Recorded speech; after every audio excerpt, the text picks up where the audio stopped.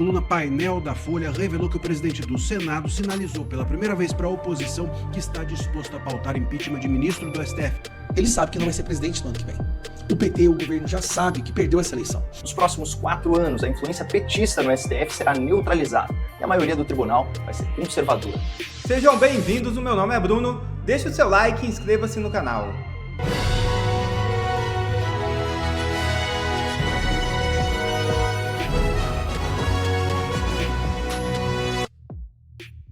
Messias conversa com Lula e magoado pede para sair. É isso mesmo.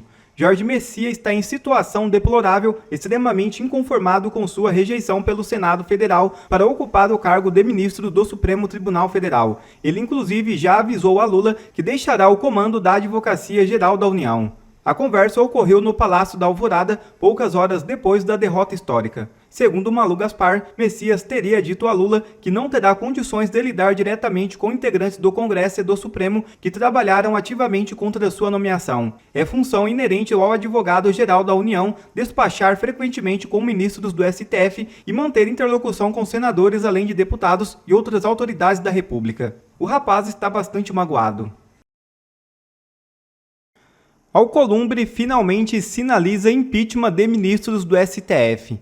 É isso mesmo. Informações que acabam de surgir dão conta de que o presidente do Senado, Davi Alcolumbre, sinalizou a integrantes da oposição que está disposto a pautar o impeachment de ministros do STF no ano que vem, em troca do apoio à reeleição dele à presidência da casa.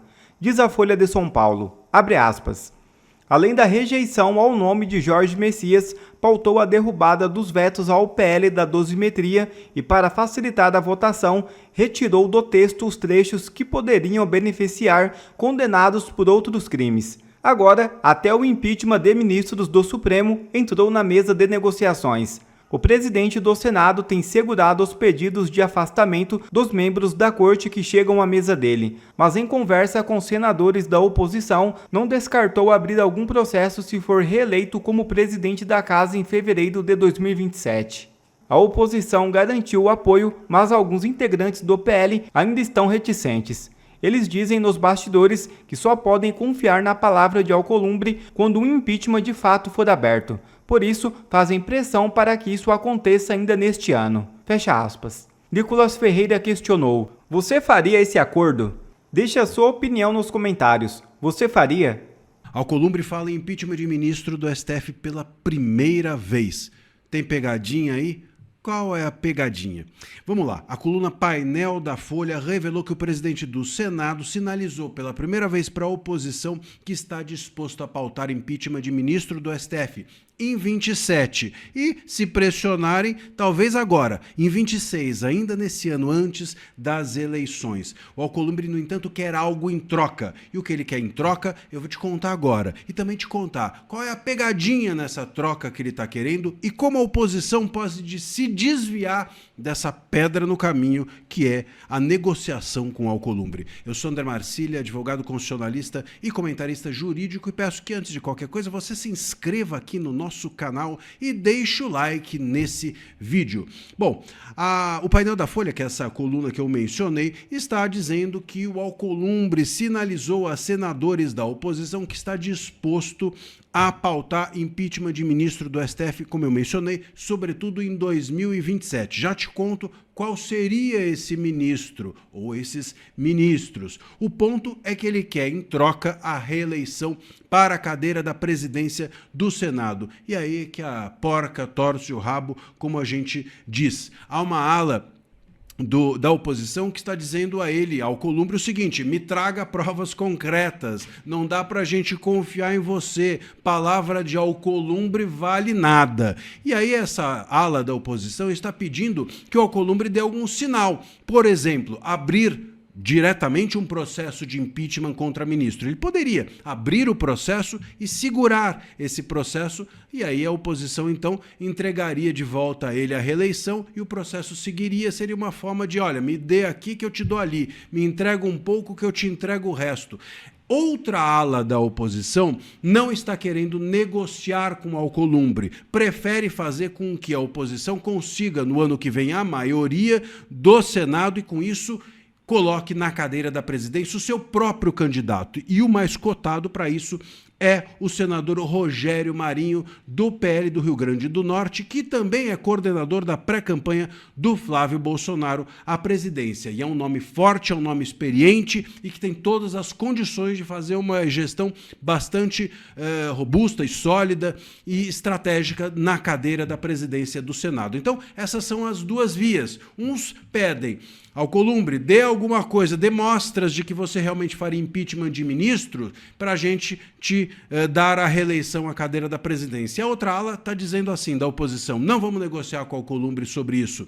O Alcolumbre deu já duas mostras importantes, né, vamos dizer assim, que foi colaborar com a saída do Messias, que foi colaborar com a derrubada do veto da presidência, mas não dá para confiar no Alcolumbre a ponto de achar que isso é suficiente para acreditar que ele pautará impeachment de ministro se ele for reeleito para a cadeira da presidência, porque até agora o que o Alcolumbre fez foi trabalhar com o governo, foi trabalhar com os ministros do STF. E certamente o Alcolumbre tem dívidas importantes com os ministros do STF para serem pagas, para serem cumpridas. Enfim, seja como for, o fato é que se houver algum tipo de negociação, vamos aqui lembrar que o Alcolumbre já chegou a dizer que mesmo com 81 senadores a favor do impeachment de ministro do STF, ele não pautaria o impeachment. Então esse é o Alcolumbre. É importante a gente entender. A política se faz com negociação, mas é preciso que você conheça aquele com quem você negocia. E essa preocupação, portanto, da oposição é completamente legítima.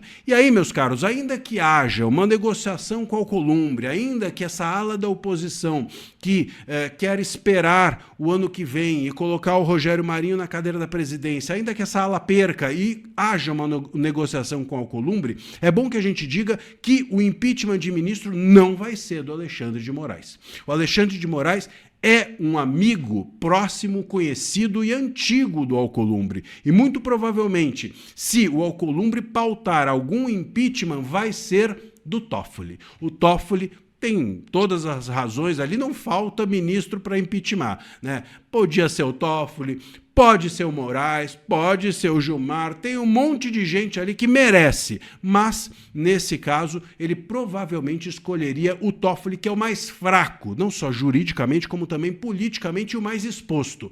O Moraes é um amigo antigo do Alcolumbre, o Gilmar é muito forte dentro do Congresso e o Toffoli seria aí o bode expiatório que entraria para a história junto do Messias como o rejeitado. Pela primeira vez o Messias foi rejeitado, agora seria a primeira vez na história, há tanto tempo, 132 anos, né, não havia uma rejeição de um nome indicado para o STF. Agora, o Toffoli entraria também como o primeiro ministro do STF a ser impeachmentado. Vamos ver o que vai acontecer. A verdade, meus caros, é que se eu tivesse como sugerir, a minha sugestão seria: esqueçam o Alcolumbre e foquem no ano que vem. Se houver uma maioria dentro do Senado, o Rogério Marinho pode entrar na cadeira e aí ele próprio pauta o impeachment e outras pautas mais importantes para a direita certamente poderão estar nas mãos do Rogério Marinho, até porque ele está relacionado à campanha do Flávio Bolsonaro, que também provavelmente será o vencedor das eleições. Com Flávio no executivo, ligado ao Rogério Marinho na cadeira da presidência do Senado, a direita pauta o que ela quiser. Certamente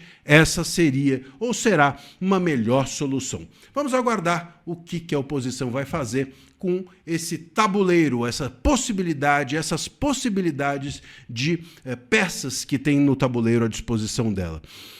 Eu vou contar para vocês tudo aqui sempre que a gente tiver novidades. Deixa o seu comentário. Você esperaria para colocar a direita, como o Rogério Marinho, na cadeira da presidência ou negociaria com o Alcolumbre? Conta aqui para mim nos comentários. É isso, meus caros. Um abraço e até a próxima. O desespero desse governo é tamanho que ele está fazendo piada verá verdade. E eu não estou brincando. Ontem, assim que saiu o resultado dessa derrubada, dessa derrota histórica, não só do Messias, mas do Lula, a gente começou a brincar ali no próprio plenário. A piada era a seguinte: bom, agora ele vai ter que recorrer ao STF, né? Agora tem que recorrer ao STF. E era uma piada porque é algo tão absurdo, tão longe das possibilidades, que a gente achava que isso jamais iria acontecer. É que nem quando acontece um jogo de futebol e aí a internet vira aquela piada: pô, o Flamengo perdeu, agora vai ter que recorrer ao STF. Lula vai recorrer ao STF porque o Vasco... Então, assim, é aquela coisa que é uma piada. Não é piada, gente. A coisa é tão séria que eles realmente fizeram isso. Ou estão pensando em fazer, pelo menos. Aliados de Lula e Messias estudam acionar a STF após derrota no Senado. Olha que loucura. Lula não conseguiu colocar um cara no Senado, no STF, e agora está pedindo para que o STF o ajude a colocar esse cara dentro do STF. Advogado próximo a Lula e Messias decidiu reunir grupo de juristas para estudar possível ação no STF após Senado rejeitar nome do advogado-geral da União, o abortista, defensor de bandidos, censurador, Jorge Messias, que se diz evangélico. Apesar do discurso do governo e do próprio Jorge Messias de que é preciso aceitar a derrota, aliados do ministro da AGU e de Lula estudam acionar a STF após a votação do Senado, que rejeitou a indicação do presidente. A estratégia é defendida pelo advogado Marco Aurélio de Carvalho, coordenador do Prerrogativas. Lembrando, Prerrogativas é o grupo para qual o Lula deu a presidência do Correios. O que aconteceu com os Correios? Esses aqui são os sanguessugas do dinheiro público, tá? Grupo de juristas antilavajatistas e progressistas. O advogado é amigo pessoal tanto de Messias quanto de Lula. Em conversa com a coluna nesta quinta-feira, Carvalho disse estar reunindo um grupo de juristas e dirigentes partidários para avaliar a conduta do presidente do Senado, Davi Alcolumbre, na votação. Na avaliação de Marco Aurélio, pode ter havido um desvio de finalidade do atual chefe do Senado da condução do processo de análise de indicação do nome de Messias para uma vaga de ministro do STF. Estamos reunindo um grupo de juristas para avaliar a conduta do Alcolumbre. Ele funciona como uma espécie de juiz. Ele não deu ao sabatinado condições que pudesse enfrentar a sabatina, deu todas as condições. E mentiu, inclusive, Messias mentiu e foi descancarado. Há um desvio de finalidade nele na condução do processo, disse o advogado. Então, vamos entender isso aqui. De um lado, tem um grupo do Lula falando que ele tem que recorrer ao STF. Eu espero que eles façam isso. Isso só vai mostrar o quão vergonhoso e desesperado esse governo tá. E vai associar o governo ainda mais a um STF que tem uma rejeição absurda. Hoje está beirando 70%. Façam isso. Vão lá. Recorram ao STF. Vai ser muito bom para esse governo eles ignorarem uma decisão do Senado soberana para recorrer ao STF para que ele possa colocar quem ele quiser no STF. Muito bom. Segundo ponto, do outro lado, o Lula quer colocar o Alcolumbre numa situação embaraçosa. Ele quer escolher agora uma mulher negra, já não é credibilidade, não é conhecimento, não é reputação ilibada, não. Ele quer escolher uma pessoa para que o Alcolumbre fique num embaraço de não pautar, de não aceitar. Então ele quer escolher uma mulher negra, não pelas qualidades. Olha, é isso que eu estou falando. É a mesma coisa que ele fez quando ele colocou a Gleisi Hoffmann como ministra e falou assim, não, eu vou colocar ela como mulher aqui porque ela vai ter que lidar com 2 homens. Então tem esses 2 grupos.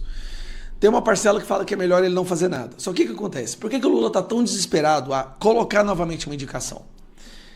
Ele poderia esperar até o ano que vem, certo? Por que ele não vai fazer isso? Ele sabe que não vai ser presidente no ano que vem. O PT, o governo, já sabe que perdeu essa eleição. E principalmente essa decisão de ontem, essa votação de ontem. Então, no desespero, eles querem colocar alguém agora, eles estão desesperados para ter pelo menos mais uma pessoa no STF, porque eles não estarão na presidência no ano que vem. E eles estão morrendo de medo porque vai ser o Flávio Bolsonaro entrando na presidência já colocando o ministro do STF. Olha que loucura. Já vai entrar colocando o ministro do STF. Aí, meu irmão, aí as coisas começam a mudar. Como eu disse, né? O Flávio vai colocar 5 ministros. Vai ter 2 impeachment, mais 3, 6, né? Vai ter 2 impeachments, mais 3 que já vão aposentar e mais uma vaga agora. 6 ministros que o Flávio vai colocar nesses próximos 4 anos. Então é isso, desespero completo e só o PT mesmo no desespero tão grande que é capaz de fazer uma piada virar verdade. Compartilhe esse vídeo e a gente se vê no próximo. 3 previsões para animar o seu dia. Número 1, a eleição será vencida pela oposição, que vai derrotar o candidato do PT, seja ele quem for. Número 2, logo depois das eleições, assistiremos ao colapso das contas públicas, o que vai exigir da classe política reformas liberais radicais. Número 3, nos próximos 4 anos, a influência petista no STF será neutralizada e a maioria do tribunal vai ser conservadora. Então já pode começar a planejar a comemoração, porque a derrota do PT, a solução da crise fiscal e uma justiça conservadora são o passaporte do Brasil para o primeiro mundo. Mas antes de mais nada, precisamos registrar que nessa semana a casa caiu para a esquerda e seus aliados interesseiros. E no dia que vestir a toga, eu lhe peço, que não se esqueça dos amigos que fez nesta caminhada. Horas de sabatina e agora acaba de ser rejeitado aqui pelo plenário. A rejeição histórica do Senado ao indicado de Lula para o STF é o ponto de inflexão que marca o começo do fim do lulopetismo como força dominante da política nacional. O sintoma mais recente e evidente da decadência petista é a ruptura com o centro político no Congresso. Conhecidos por aderirem ao poder, seja qual for o governo, os caciques do Centrão estão tratando Lula como um ex-presidente em exercício, impondo derrotas vexatórias ao PT e sinalizando sua aposta numa troca de comando do país. Atualmente, segundo o Datafolha, a avaliação positiva do governo Lula está em 29%. E nunca na história um governo conseguiu se reeleger ou fazer o seu sucessor sem pontuar na casa de 40% de ótimo e bom. Nunca. Trocando em miúdos, se apenas 3 em cada 10 pessoas gosta do governo, ele não se reelege. Há vários motivos para essa impopularidade do Lula, mas os principais são os escândalos de corrupção, o crescimento do crime organizado e a perda do poder de compra das famílias. E olha como esse Lula envelhecido se enrola ao falar sobre esses temas sensíveis. Ninguém ficará livre. Se tiver filho meu metido nisso, ele será investigado. Os usuários são responsáveis pelos traficantes, que são, vítimas dos usuários também. Uma das coisas mais importantes para que a gente possa controlar o preço é o próprio povo. Você sabe disso. Se você vai no supermercado aí em Salvador e você desconfia que tal produto está caro, você não compra. Depois de machucar o bolso do eleitor, fica muito mais difícil pedir voto prometendo picanha. Por tudo isso, daqui a alguns meses, sai o PT e entra o novo governo. Mas o que ele vai encontrar? Nada. Porque o dinheiro acabou. É o que se chama de apagão fiscal. E como disse a própria ministra do Lula... Chegou o momento em que 27, seja quem for o próximo presidente da República, não governa com esse arcabouço fiscal, com essas regras fiscais, sem gerar inflação, dívida pública e detonar a economia. Ou seja, precisamos de novas regras, mais eficientes e mais justas. E as elites do funcionalismo e da classe política, por força de necessidade, vão ter que abrir mão de muitos privilégios se quiserem sobreviver. E é aqui que entram as reformas administrativa, fiscal, previdenciária, tributária e do Pacto Federativo. E como dizia Milton Friedman, Nobel de Economia, somente uma crise produz uma mudança real. E nesses momentos, o politicamente impossível se torna politicamente inevitável. Aliás, falando em coisas antes impossíveis, à luz das revelações sobre o escândalo do Banco Master, é inevitável que a próxima legislatura aprecie pedidos de impeachment em desfavor dos 2 ministros mais envolvidos com Daniel Vorcaro e sua rede corrupta. E é aqui que tudo se conecta. A oposição vence as eleições para a presidência da República e renova boa parte do Senado. Esse novo governo influencia a escolha do presidente do Congresso, que vai pautar o impeachment de pelo menos 2 magistrados do Supremo. E se o Lula não conseguir emplacar um outro nome para o STF até o final desse ano, também essa indicação caberá ao seu sucessor. Já fez as contas? O próximo presidente poderá ter uma indicação herdada do Lula, 2 indicações por impeachment de ministros e 3 indicações por aposentadoria compulsória. Sim, no melhor dos cenários, o futuro presidente indicará 6 ministros ao STF, que por si só já seria suficiente para garantir uma maioria do colegiado por décadas. Claro que a política é imprevisível e o futuro a Deus pertence, mas parece que estamos diante da nossa última chance para conduzir o país finalmente para o século XXI, livrando o governo do atraso petista e salvando os tribunais do autoritarismo de toga. E nessa semana, nós testemunhamos um marco histórico desse processo. Que bom! Obrigado a você que assistiu esse vídeo até aqui. Deixe o seu comentário e não se esqueça de se inscrever no canal e deixar o seu like. Até a próxima!